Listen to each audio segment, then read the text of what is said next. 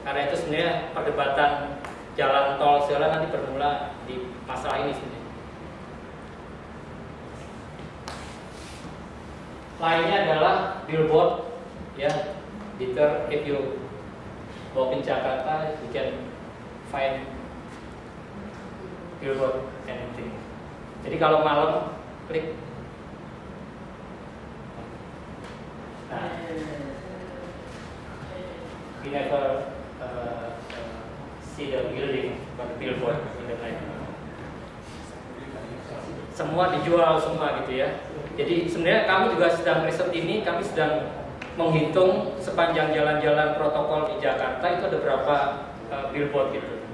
Asumsinya adalah dengan uang-uang ini sebenarnya perbaikan public area, trotoar, kemudian public transport itu bisa menggunakan dedicated fund dari ini gitu.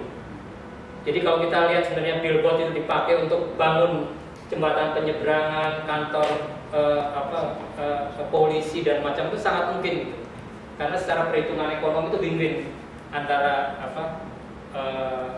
industri dengan kota gitu.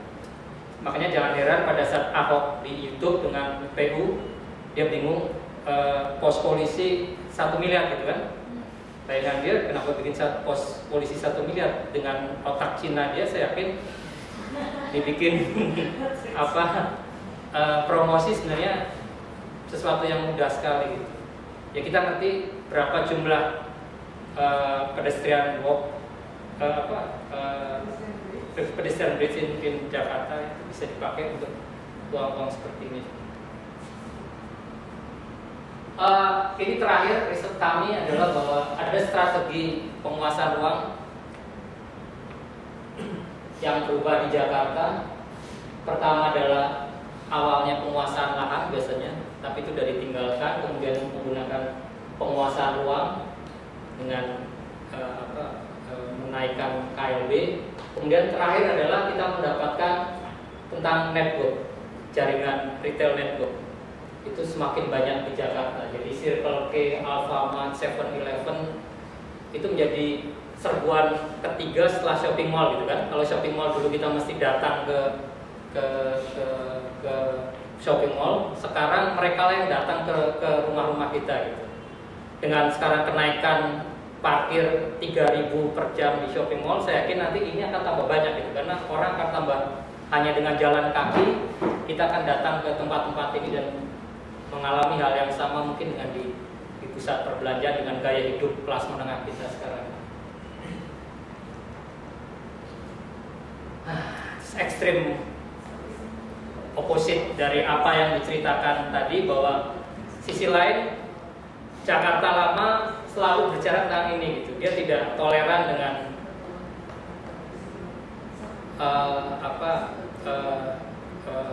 informal atau kita mengenai ekonomi kelas bawah gitu.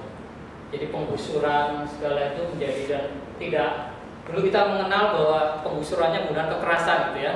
Karena itu kemudian pada saat the new government Jokowi mulai jadi gubernur, pertama adalah lepaskan tongkat satpamnya gitu kan, atau PP-nya, satpolnya gitu.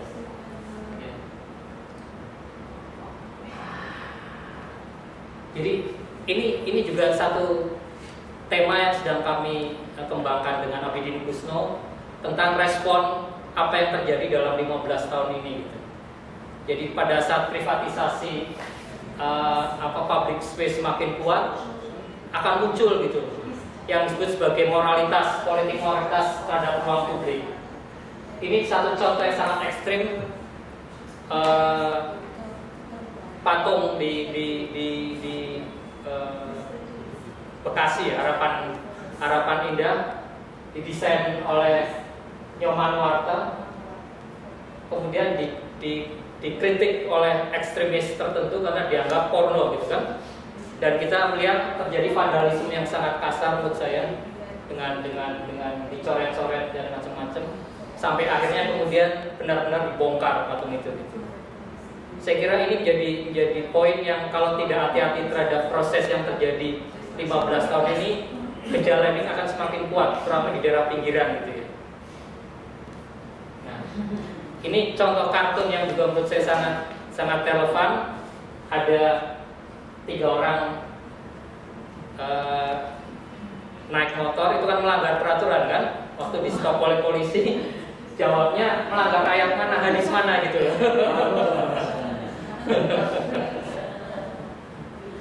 Dan yang lain juga cerita yang sama, pertandingan sepak bola, kipernya nangkap, kipernya disalahin karena dianggap zalim dia kan. Kemudian pada saat wasitnya ngomong itu peraturannya, dijawab dengan Allahu Akbar. Oh yaudah, kita ulang lagi permainan. Jadi proses ini jadi semakin hari semakin besar gitu. Iya. Iya. Akhirnya kita bicara tentang bahwa ini adalah apa yang sudah impact dari global cities theory itu. Jadi seperti kotak Pandora, pada saat kota kemudian jadi bagian dari global ekonomi, itu menjadi semacam tantangan apakah dia bisa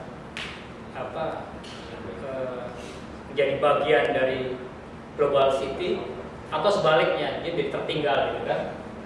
Jadi ini menjadi titik yang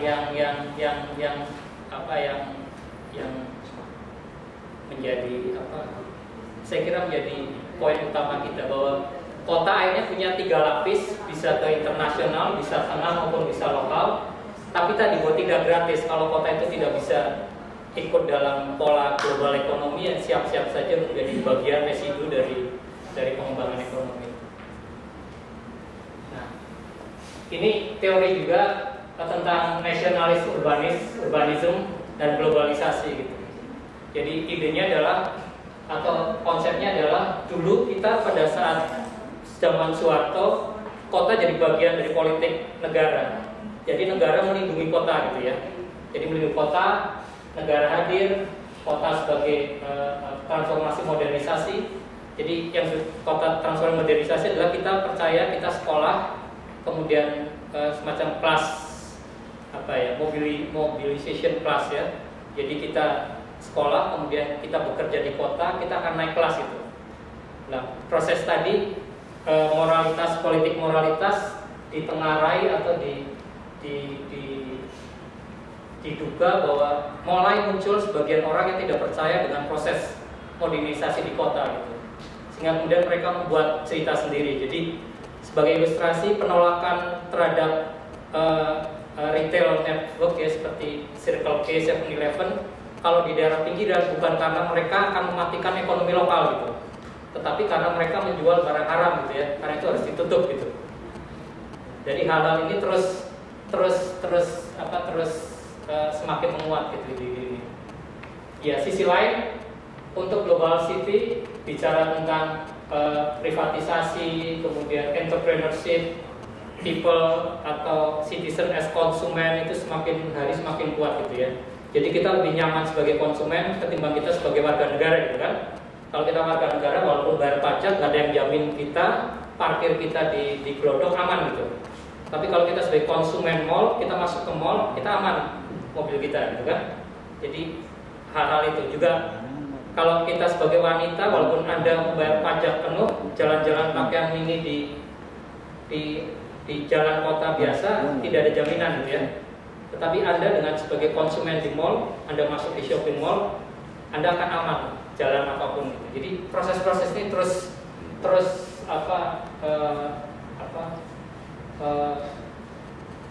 bergerak di kota-kota, terutama di Jakarta. Kemudian ada kelas terpilih displacement poor atau city without slum. Jadi semua gubernur, semua wali kota mengatakan sebaiknya slum tidak ada lagi tengah kota. Pertanyaannya dibawa kemana gitu ya? Di pinggir kota kalau nggak ada apa-apa ya. Tadi kami sedang tapi belum serius meriset tentang titik-titik terorisme di sepanjang pelaku terorisme di sepanjang pinggiran kota Jakarta. Kami masih menduga bahwa itu adalah terjadi di pinggir-pinggir kota Jakarta yang lepas dari aspek kemajuan itu. Ya seperti di Bekasi dengan Depok segala, tetapi tidak muncul misalnya di BSD segala. Jadi hal itu. Ini teori mungkin Irma nanti akan menjelaskan tentang secondary circuit of capital, ya, Harvey.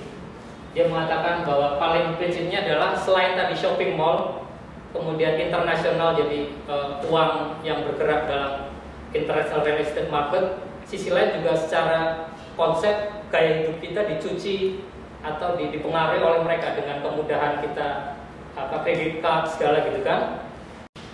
Jadi middle class in Indonesia I think always find this one. Sale after Christmas, after New Year, apalagi Chinese New Year, with your sale something. Every month we found the sale. So sale kayak lagu yang menarik, Killing Me Softly. Every time. Tapi ini jadi mungkin tadi karena sirkul kapitalnya, kemudahan pembayaran dengan model-model kredit card jadi mudah. Bahkan ada guyon bahwa kelas menengah di Jakarta sekarang kalau weekend makan malamnya dipengaruhi oleh kredit card kan, mana yang diskon gitu. Jadi pilihannya kalau kita pilihan ini diskon 50% gitu. Bukan karena kita mau makan apa gitu, karena ada pilihan itu. Saya kira ini terus saja ini bicara kronologi, nanti bisa dibaca kali ya, klik ya. Tapi yang penting sebelum itu, yang penting adalah tahun 2012 kita dapat Jakarta baru, the new government Joko Widodo gitu. Tapi setelah itu kita tanda tanya besar gitu. Apa yang sebenarnya dengan kondisi itu gitu. Ya, yang jelas klik lagi, ini adalah sesuatu yang kita hadapi di Jakarta. Disparitas. Jadi kalau kita lihat ini adalah kita menemui selalu jalan yang kosong sekali dan penuh sekali gitu. Klik lagi. Di belakang apartemen kita nemuin kaki lima dengan banyak gitu. Dan inilah contoh dari landscape kota Jakarta gitu. Ya, pertanyaannya adalah Jakarta baru seperti apa ini kan? Kalau tadi Jakarta lama gitu.